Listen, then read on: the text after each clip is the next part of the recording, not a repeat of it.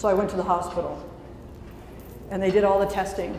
The neurologist came into my room a few hours later and said, "The good news is you're not having a stroke.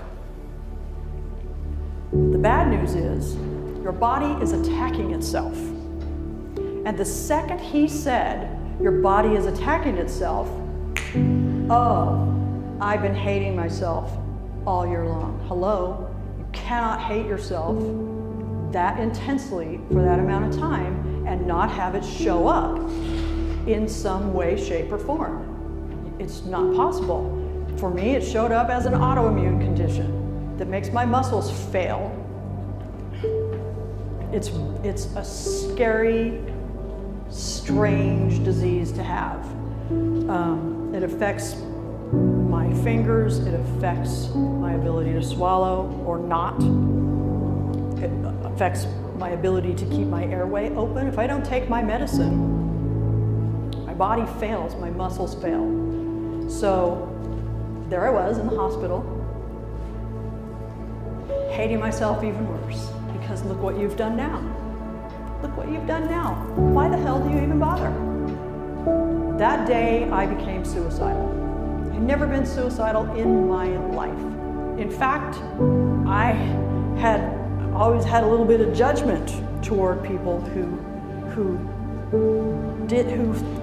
thought that it would be okay to do that. Because my mother, I knew she loved me, but she tried to commit suicide multiple times during my childhood, and she was serious. And I always wondered, am I that not important to you? Am I that unimportant to you that you would be willing to do that? And I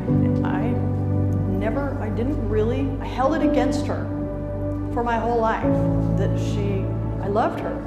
She was my best friend for the last 10 years of her life. But there was always that little, you would have left me if you could have.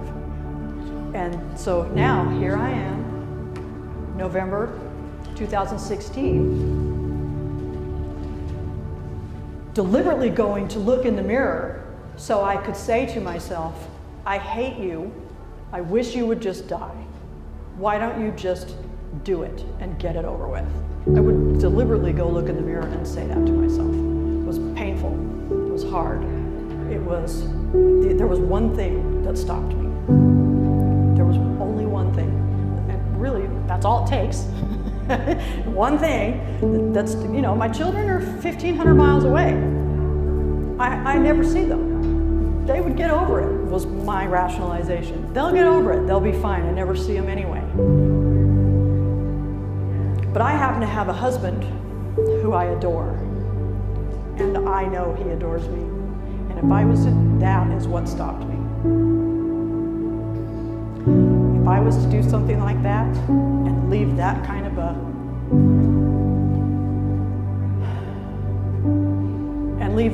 my own dead body in our house for him to find, that was unacceptable for me. I would never do that to him.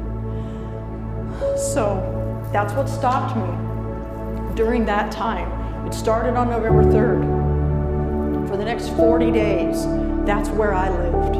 I didn't mention it to anybody because I was actually serious about doing it. I'm not going to talk to anybody about it. They might talk me out of it.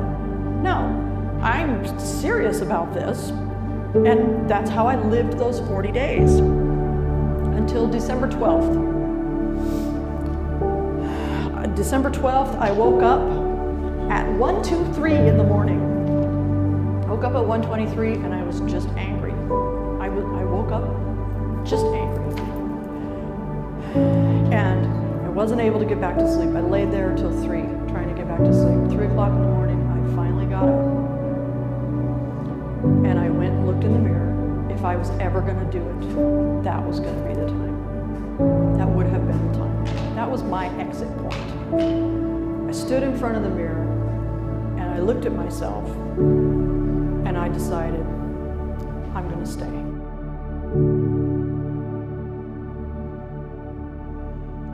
And that was actually a hard decision to make. It would have been way easier to just go. But, I decided I'm going to stay, but I'm not going to do it this way anymore. I'm done with the self-hatred. Because what is the point of self-hatred? Really, I mean, seriously, if you hate yourself, what's the point of that? There is a point. Anybody want to guess what it is? To keep you right where you are. That's the point of self-hatred. You can't go anywhere in life if you're hating yourself. If you're hating who you are, you'll never go anywhere. And that's the whole point. So I stood in front of that mirror and I decided I'm going to stay. And I'm going to do this differently. I'm going to let go of all of that stuff. This was where I recognized what had been missing during those 13 years. Because during the 13 years that I was trying to make a go of it, I was like, oh my God, I've done this before. I know it works, I've done this before. Why isn't it working now? What am I doing wrong?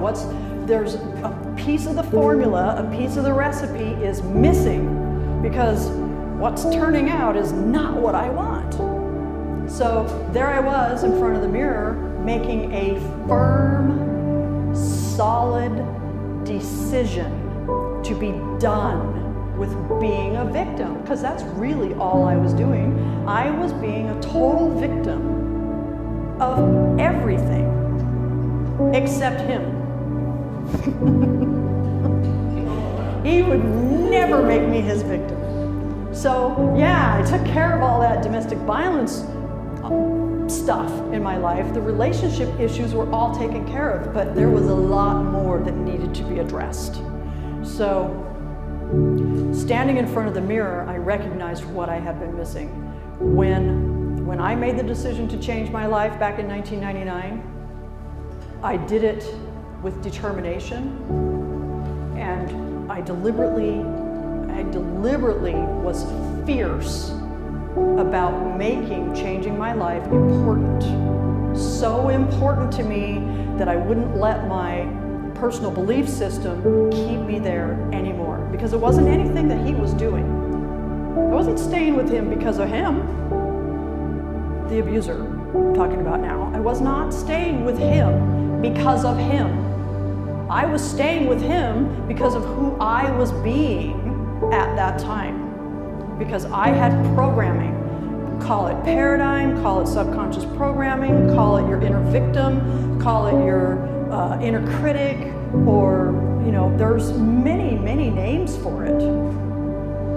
But I was staying in that relationship, in that domestic violence life, because I could have left him and just gone on to the next guy who would have been abusive, and if he hadn't been abusive, I would have dumped him and found somebody who was in line with what I believed was the way I was supposed to live. So back then, I decided to be fierce about changing myself in the midst of that circumstance.